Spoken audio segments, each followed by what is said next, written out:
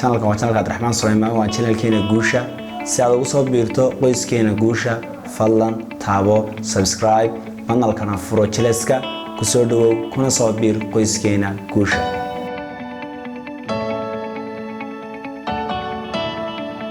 taawada ku soo dhawow barnaamijka nolol waa muuqaalkeena labaad muuqaalkan waxaan ku hadli doonaa afar eray oo riyadaada burburiya afartan eray markasta waxay burburiyaan riyadaada haddaad maanta iska daysidna waxaad rumayn doontaa riyadaad in badan ku riyoonaysay afarta eray waxa ay kala yihiin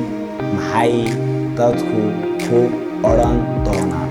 afarta eray markasta waxay kaa joojiyaan waxqabad fikrado halabuur cusub oo aad samayn lahayd imsa jeer baad ku doonay ka joogsatay waxaad qaban lahayd sabab maxay dadku odhan doonaan inaad raaligayso dadka kale fikradahooda oo noolaato nolol ay dadka kala karaan yihiin waxay ku horseedaysaa inaanad korin meesha aad joogtana dhaafin hadda waxaan soo qaadan doonaa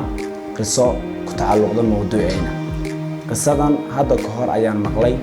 laakiin waxa ay aad iyo aad ugu tacalluqdaa muuqaalkeena maanta iyo mawduuceena qisadan waxay ka hadlaysaa wiil iyo aabihii ayaa watay dameerkaas oo ay geenayeen suuqa xoolaha lagu goday suuqa xoolaha lagu iibsado gegada ay geenayeen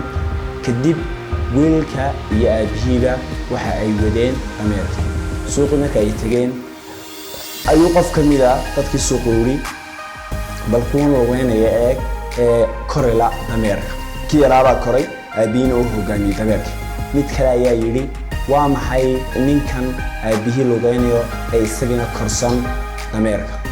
kadib kii yaraaba ka degay waxa islaamay ninkana saxsan kii yaraaba ka degay aabihii baa koray suuq kale ay tageen haddana comment kale ay ku yimiday waxa la yiri waa maxay aabahan lugeynaya ee ilmihiisa dayacaya haddana waxa islaameen kan ayaa saxsan inankii yaraana uu koray labadoodba way kareen haddana suuq kale ay tageen dadkii ayaa ka yiri haddana waa maxay kuwa naxariis laawaha ee dameerkan sidaa u ciqaabaya ee labadoodba koray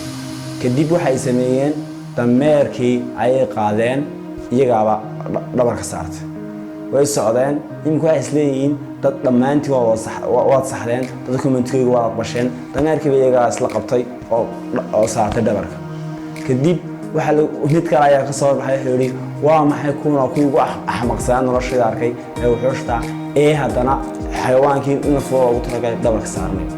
qisadan waxay noo faa'iideynaysaa in markasta dadku ay comment qoran doonaan wax kasta oo aad sameynayso waxay doonaan bahaadane dhaleecayn iyo falanqayn ayaa kaaga iman doona dadka haddaba waxaa jira saddex waddo kaga badbaadi karto waa inaad waxba qaban waxbana odhan waxbana sameyn taasna